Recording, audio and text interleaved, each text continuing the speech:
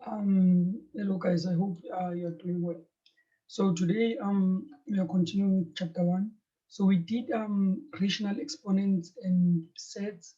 So I want to start with that and then continue. And then if it happens that we don't consume much time, we'll do a solving set equations, right?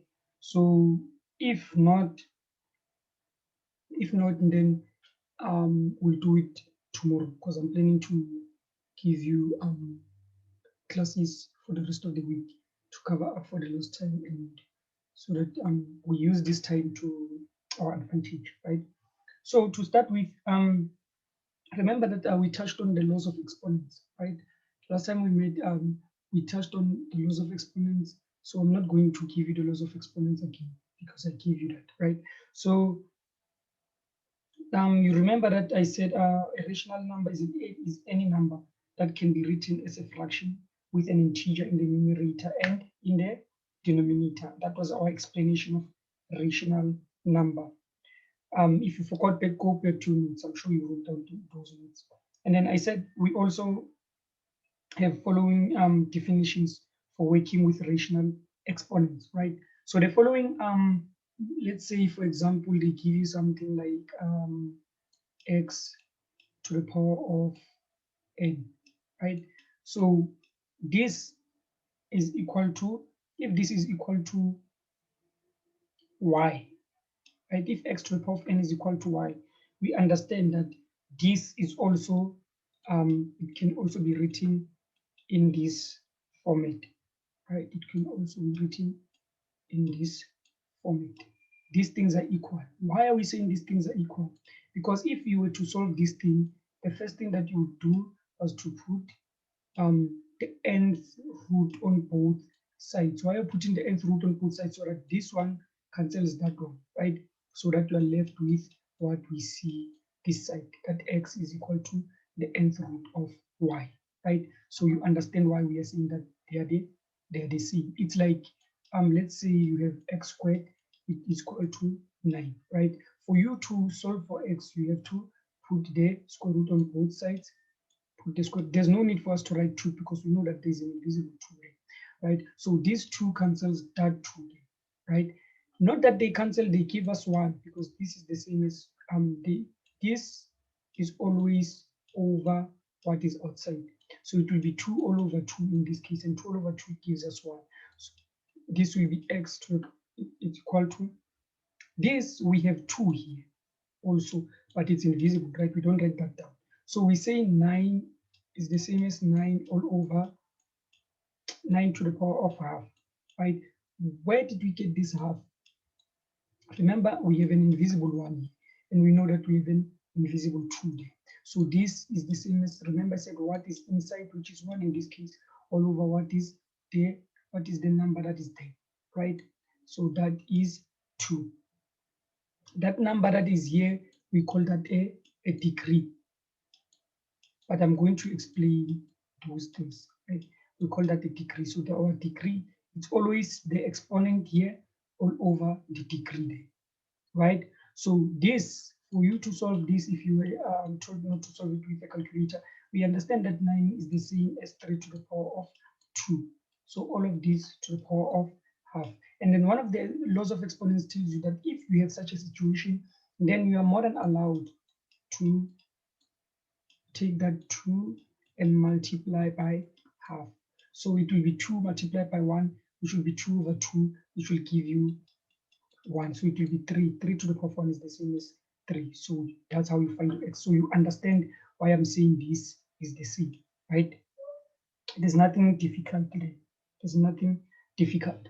So what I'm basically saying is that if you have something like 1 over y, this is the same as the y root of x. Why are we saying it's the same? Because we understand that the exponent in this case will be 1 all over the degree. Our degree is y. So you understand this concept. It's very, very simple, right? So let's assume then you had something like x to the power of negative 1 over y. Instead of having positive, you now have negative. So what then? What will be the difference between this one and this one? Right. The difference is that now that we have a negative y, that doesn't mean this will be negative here, right? This is still positive y, right? And then we have our x here. But our x, instead of having just an x, it will be 1 over x. Now the question is, how did we get there? Right? Let me explain. How did we get there? Because it might seem like now you're confused, now you don't understand how we got to that point. It's very easy, right? So what we simply did then was to say this here is the same as what I'm about to write here. To say x to the power of negative 1, all of this to the power of 1 over y. Am I wrong in writing this? No, I'm just simplifying this for myself because I understand that there's a rule that says that I can multiply this negative 1 with this, which will give me the whole of this exponent there, right?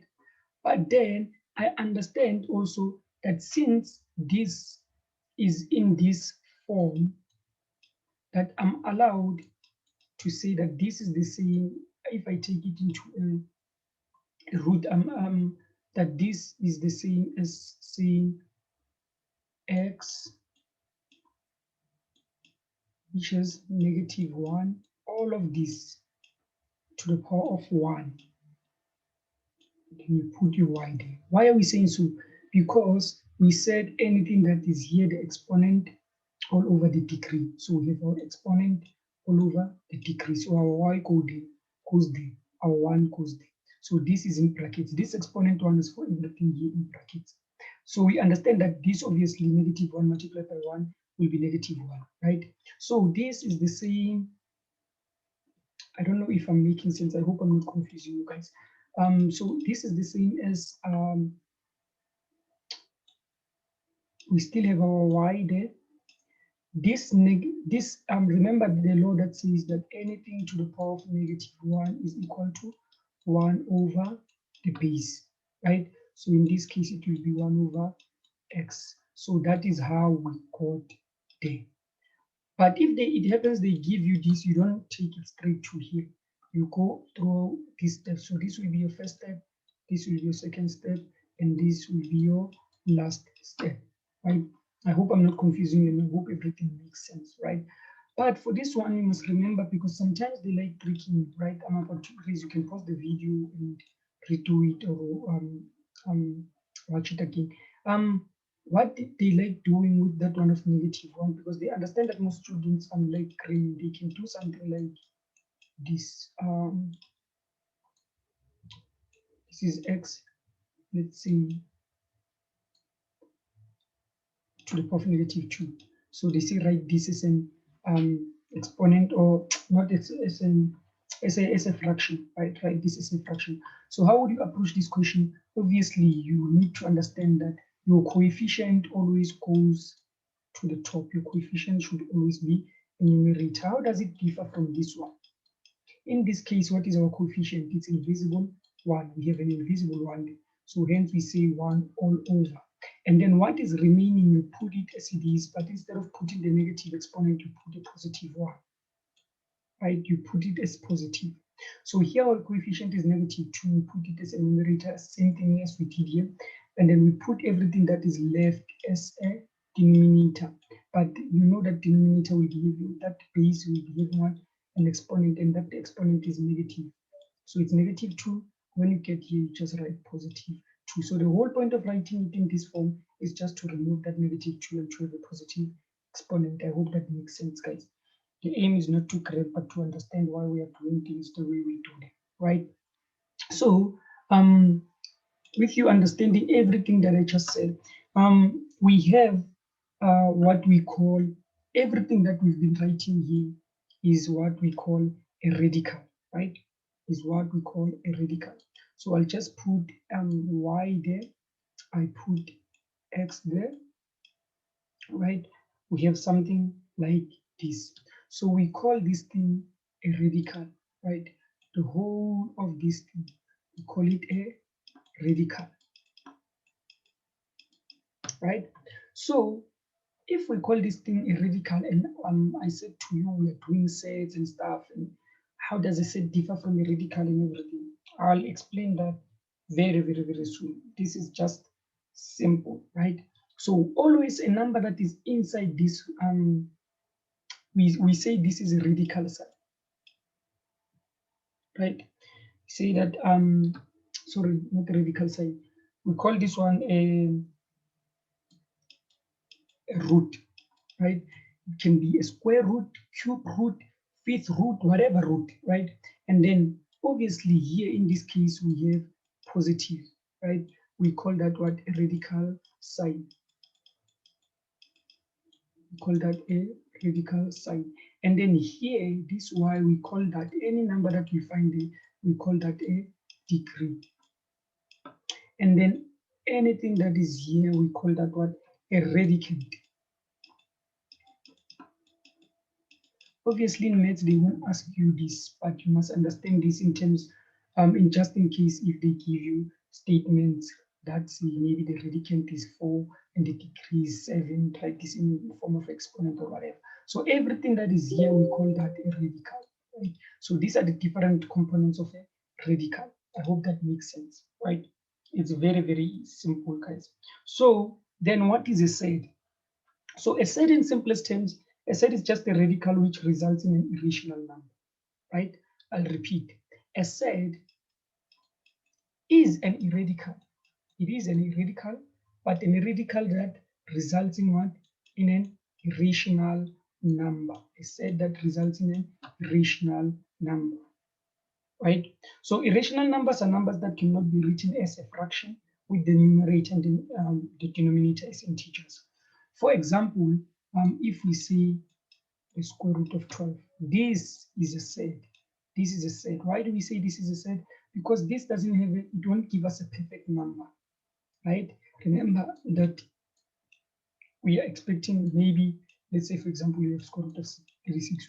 We say that this is a perfect square and 6 is a perfect number, right? Because this is equal to 6, but this is not a perfect square, right? So this will give us a decimal. So since it's giving us a decimal, it's giving us an irrational number, right? Because remember what we said, an irrational number is it's a number that the fraction of it, it's not an integer divided by an integer. It's most of the time an irrational number divided by an integer, right? If you forgot, go back to the notes that I gave you. It will make life easier for you, right?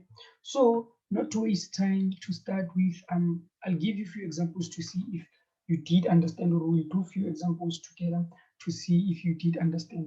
So in what I'll be giving you, what I want you to do is to write it as a radical and simplify where it is possible, right? So let's say they give you something like 1 over 2, right? And they ask you to write this as a radical, right? So obviously,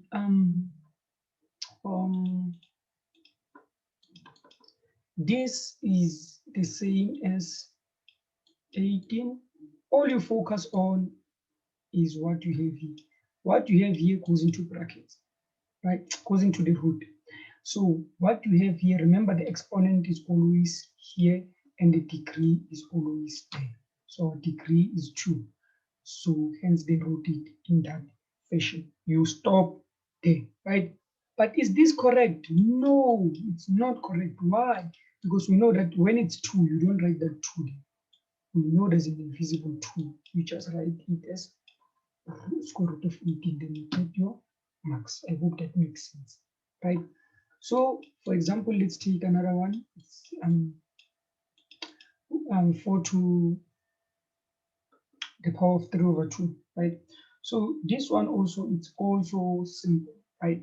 So how do you approach this one? The same thing we did with the previous example I just erased.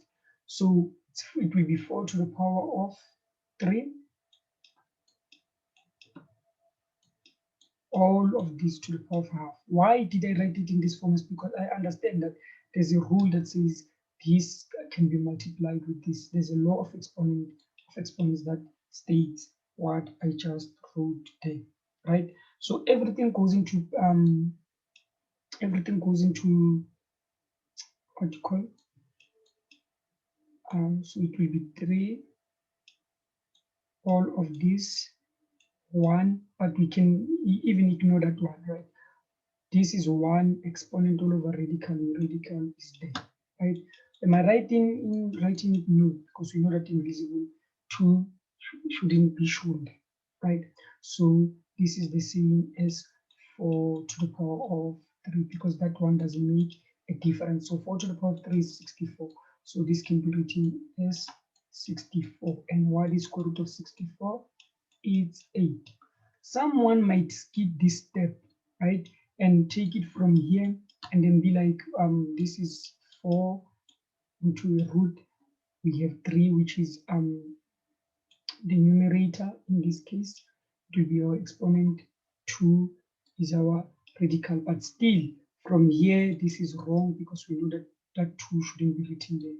So the second step would be you to do this, which it will be the same as that statement. From there you know that 4 cubed is 64 and square root of 64 is 8.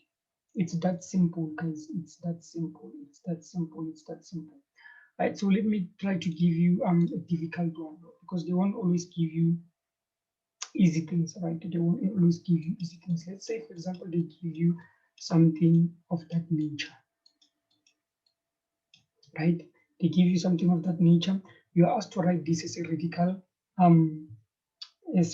sign, right? And simplify it where it's possible, right? So this shouldn't scare you. This shouldn't make you to go to your calculator and press this and write the final answer, because you won't get marks, right? You won't get marks at all, right? So what you should be thinking at this point is, okay, what do I know? I know that this, to make life easy for me, I can't work with decimals, so I have to write this in form of a what? Of a fraction, right? So I told you that if you have one digit, let's say 0.1, if you want to convert this to a fraction, if you have one digit after decimal place, it will be the number that you're finding there, which is 1 all over 10. So the number after the decimal place tells you the number of zeros that you must put. So it will be 10, right? So if, let's say, it was 0.2, it was going to be 2 all over 10 still, right? Why 10? Because we have one digit after the decimal place, right? We are not saying 10 because it was 1 here. Now we'll say 20. No, it is always 10, 100,000 or 100,000. It is always in multiples of I don't want to say in multiples of 10, but it's always 1 here. It's always 1, right? So if maybe it was 0.06, this is the same as 6 all over 100. Why 100? Because if I have 2 digits after the decimal place, it means I have 2 zeros, right? So now how many digits do I have after the decimal place? In this case, I have 1, 2, 3. So it means I must have 3 zeros. So it will be 8. It will be this 8 all over 1,000. Why 1,000? Because I understand I have 3 digits, so I must have 3 zeros. So this is the same as what they've given us. With doing this, you will get 1 mark because you've already simplified your life, right? You've already made things easier for you. Then from here, we understand that this can be written as 8 all over 1,000. We don't have to write that, but let me do it just so you know. 1, and then this is our degree, which is 3. We take it from here. Remember that the numerator always goes here, the denominator always goes there, which we call it a degree, right? But in this case, we don't need this one, right? We don't need that one. I was just showing you, right? So this can be written in this format. So now the question is, when I get here, am I done? No, you have to simplify this, right? Let me erase here. You have to simplify that. Now the question is, how can I simplify that whereas I don't have a calculator, I'm seeing thousands and everything? It's very easy. Don't complicate life, right? So from here, how do we get to that point? We understand that this degree is 3. So it means that if we can manage to write the numerator in the denominator to the power of 3. We would have made things easier for us so that we can cancel that 3, right? I repeat, it's like having 3. It's like having 9, square root of 9. So we understand that this can be written as 3 to the power of 2, right? So once you have these 2 here, you've already made life easy for you because you understand you have 2 also, then you have invisible 2. So this is the same as 2 all over 2, which gives you 2 over 2 is 1, 3 to the power of 1 is the same as 3. We didn't need a calculator to solve this. So here, why are we using 3? We want this to be 3 so that we can say 3 over 3 so that they give us 1, right? So how can we write 8 to have an exponent which is 3? It's very easy. So you maintain everything as it is, right? So this 8 can be written as 2 to the power of 3, right? Because 2 to the power of 3 is giving us 8, right? And then this one, it can be written as 10 to the power of 3 because 10 to the power of 3 gives you 1000. So how will you get yourself used to this? You can just go to a calculator. I'll say this slowly. You press 8. After pressing 8, you press equal to. So you press 8, you press equal to. After pressing equal to, you go to shift. And then there's a button that is like that. And then on top of it, it's written fact. On top of it, not on it. On top of it, you press that one. It will give you 2 to the power of 3. I repeat, you press 8 equal to shift. This button which is fact, it will give you 2 to the power of 3. You do the same for this one so that you don't scratch your head. Right? They said without using a calculator, but they won't know if you do that. Not that you press this and you go directly to the answer with skipping this 1, 2, 3, 4 steps. See? So from here, what do we understand? We understand that this can be written as 3, the cube root of 2 all over 10, all of this to the power of 3.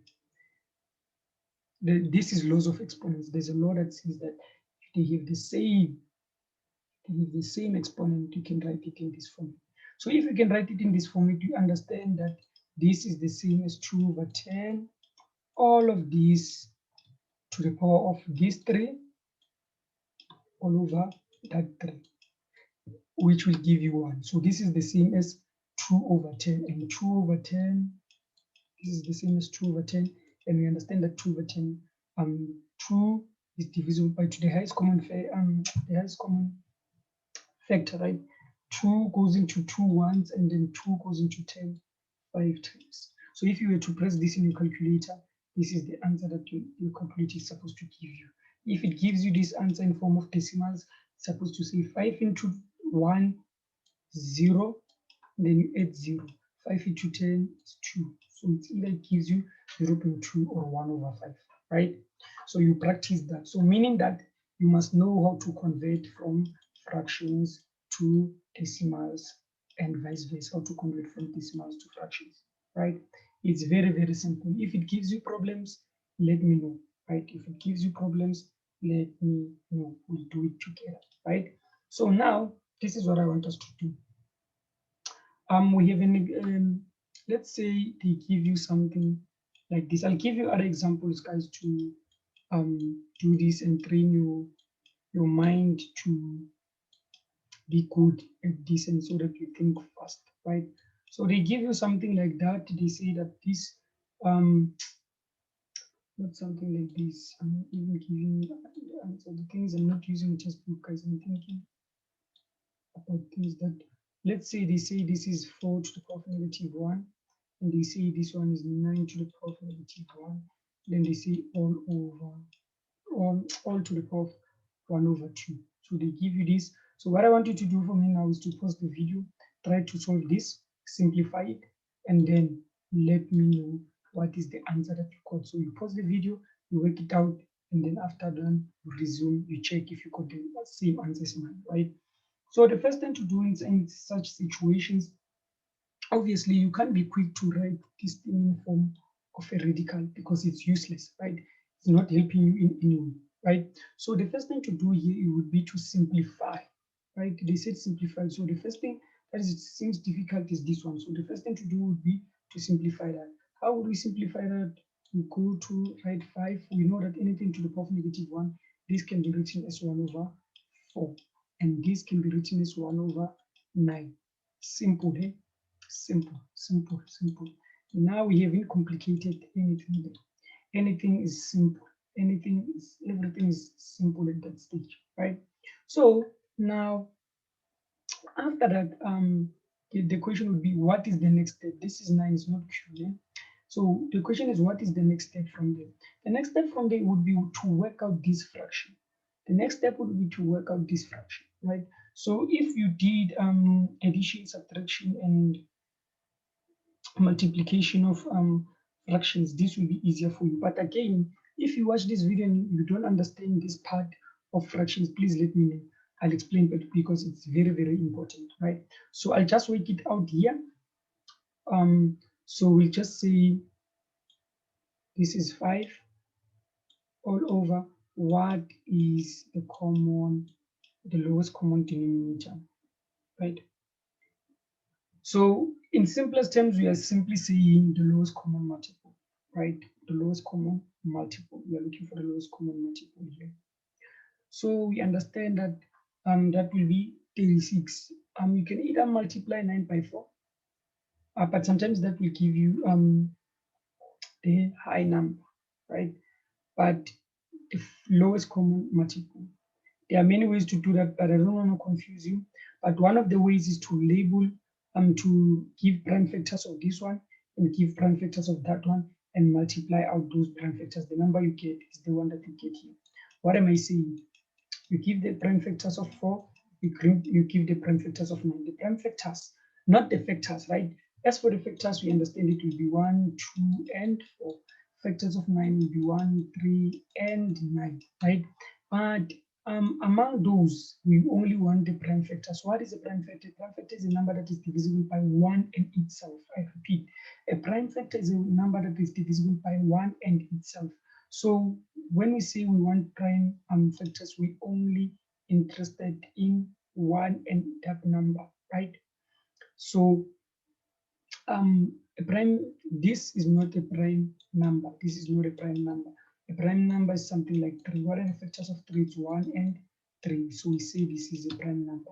7, what are the factors of 7? It's 1 and 7, right? What are the factors of 6? It's 1, 2, 3, and 6. So 6 is not a prime number, right? So you now understand what is a prime number. If you understand what is a prime number, it means that when we say prime factors, we want to see the prime numbers as one of the factors. I hope I'm not confusing you. So we don't consider 1 as a prime factor. I repeat, we don't consider 1 as a prime number, sorry, not as a prime factor. We don't consider 1 as a prime number because the factors of 1 is 1 and itself, so it's repeating itself. We don't consider 1 as a prime number. So the prime numbers start with 2, 3, 5, 7, 9, 11, 13, 17, 23, and 31, right? And until Jesus comes, right? So all those numbers that I just gave you, they have 2 factors. It's 1 and that number, right? So here it means that the factors would be the prime factors would be 2 because the factors of 2 is 2 in itself, right? And 3, right? So it's 2 and 3, right? Obviously, you also have 1 and 1, and 4 we don't consider it to be a prime factor as I told you, right? So it will be that one. So for you to get that, you can repeat, make life easier for you. Complicated, but they won't ask you to do that. Eh? So it's 2 and 2 and 4 and 3 and 9. So the question now is, Tabang, why are you repeating those things? Easy. 1 times 4 is 4. 2 times 2 is 4. 1 times 9 is 9. 3 times 3 is 9. So when you say prime factors, it's these ones. So what is 3 times 3 is 9. What is 2 times 2 is 4. What is 9 times 4 is 36. So that's how you would get that this is 36. Hence I'm saying you could have just straight away. This is just another method. You can still not use it. But what I am saying is that multiples of 9 and the multiples of 4. The first one that is common in both, the lowest common multiple, we go down, right?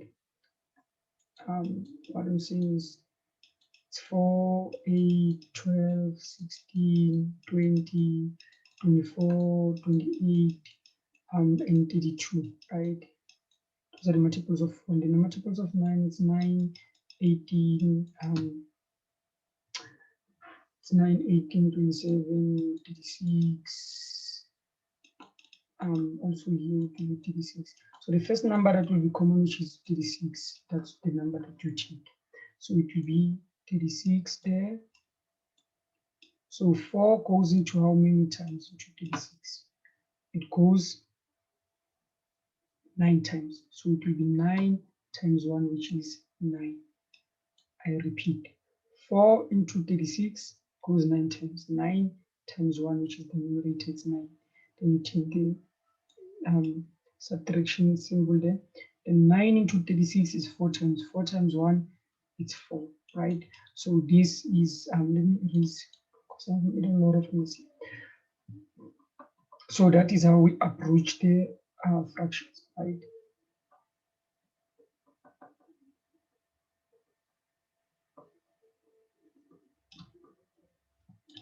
So then from here, we understand that 9 minus 4, let me erase this also, that 9 minus 4 is 5, right? 9 minus 4 is 5. So you still remember that all of these to the power of half. So this then is 5 all over 5 divided by 36. This line shouldn't be longer than this one. It shouldn't, right? It shouldn't. That would be very wrong. You will get wrong. So it should be shorter than this one, right? All of these to the power of half. So we understand from here that if you did fractions, that if you divide fractions, this is the same as 5 divided by 5 over 36, right? Nothing changes. It's the same thing. All of this to the power of half. But we understand that this, we can't divide fractions because this is the same as over 1. This 5 is the same as over 1. We can't divide fractions. So what do? We do what I normally call jiggle, right? So you jiggle, meaning that this will be your numerator and this will be your denominator, right? The sign changes, division changes to multiplication always. So this will be 36 all over 5, right? 36 all over 5, right? So you can simply here, you can just simply say this goes into that once. So 1 multiplied by 36 is 36, right? You still remember that in all this, you don't forget that everything here to the power of half. So this is the same as 36 to the power of half. And we understand that 36 to the power of half, this can be written as a radical. How 36, we know we have invisible 1 or decrease 2, right? But you know that you won't write 32. So the square root of 36 is 6. So if you type this in your calculator, this is the answer you should get, 6. And I hope we got the same answer. I hope we got the same answer, right? I really hope we got the same answer. So let's do the last one. Let's do the last one. I will give you more exercises for yourselves to do, right? So let's say you've been given something like that, 6 to the power of -2, and then you've been asked to simplify that, right? So the first thing that you will do, obviously, is to say 6 to the power of -2 over 3, right? You would get a mark to understand that this is the same thing as this, right? But then from there, the question is where to from now, because remember that we don't want to have a negative exponent. We don't want to have a negative exponent. So we understand that this is the same thing as negative 1 to the power of 2 over 3. And we understand from here that this 6 to the power of negative 1 can be written as 1 over 6. All we are doing here is simplifying 2 over 3, right? So this 2 over 3, this is not simplified when it's like this, right?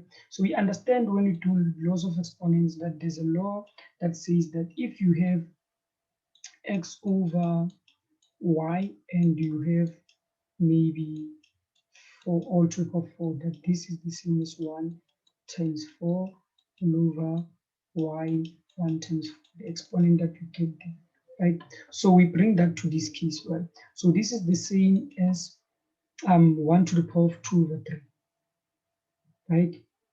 We can write it like 2 over 3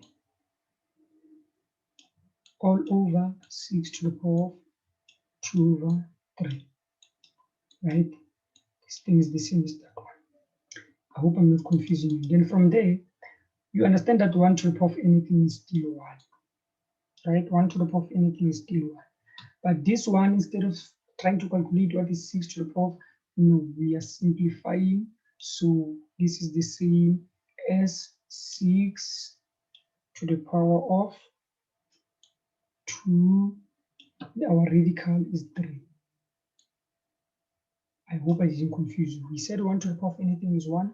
This one can be written in that form.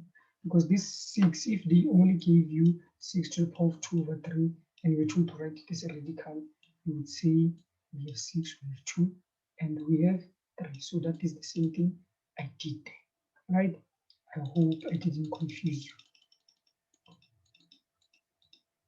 So from there, we say that it's 1 all over cube root of 36, which we understand that we'll only leave it here because the cube root of 36, that is an irrational number, so we leave it as it is. So I hope also you got the same answer. I will give you other examples to do, right? I will give you other examples to do. But I want you to do this one for me. This would be the first one. So I want you to use the laws to rewrite this expression as a power of x, right? You use the laws to write this expression as the power of x, meaning at the end, I only want to see x to the power of something over something, right? That is what I want to see.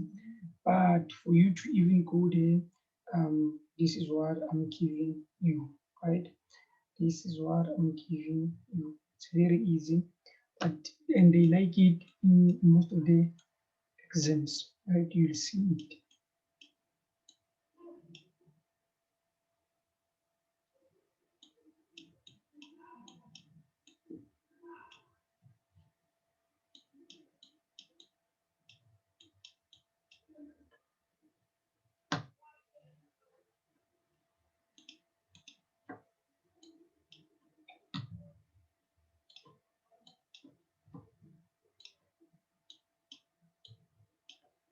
This using the laws, you rewrite it as an expression to the power of x, right?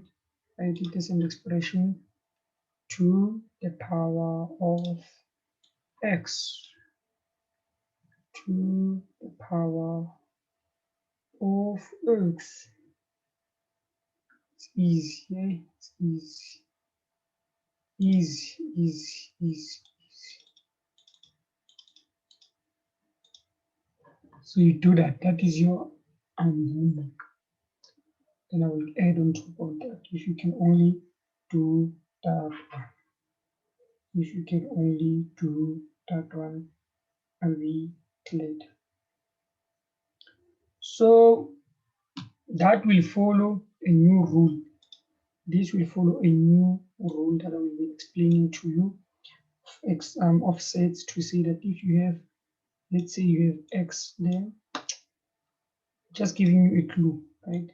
if you have x there and you have y here, then maybe you have 4, that this is the same as x multiplied by y. This is the same. This is just a law of sets, right? It's another law that I didn't give you. It's another law that I didn't give you. Another one says that if you have x, maybe 4, and then you have x again, because it needs to be the same. I'm just giving you, I'll give you the laws. Remind me when I start on the next video to give you the laws. I just want you now to think out of the box a bit, right? But I'm giving you clues. Then let's see, maybe you have 3. It says that this is the same because I have x and x. So what am I doing? Suppose to have x when the degrees are the same, but the radicands are not the same. So what do you have? We just take one radicand because they're the same, then you simply multiply 4 by 3, which will give you 12, right? So that is it.